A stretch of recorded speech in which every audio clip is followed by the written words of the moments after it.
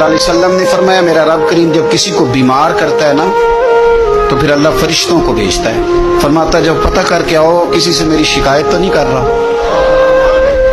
تو فرشتے جا کے عرض کرتے ہیں مالک اس کے پاس تو جو بھی آیا نا اس نے یہی کہا کہ الحمدللہ جس حال میں اللہ نے رکھا ہے میں راضی ہوں۔ اس نے تیری شکایت نہیں کی، اس نے تیری رضا پہ اس بیماری کو تیری طرف سے آزمائش سمجھ کے قبول کیا۔ میرے نبی کریم علیہ الصلوۃ والسلام فرمانے لگے، رب فرماتا ہے فرشتوں گواہ ہو جاؤ، اگر میں اسے اس بیماری سے شفا دوں گا تو جو اس کے پاس خون ہے اس سے بہتر خون اسے عطا کروں گا، اور جو اس کے پاس گوشت ہے اس سے بہتر اسے گوشت عطا کروں گا،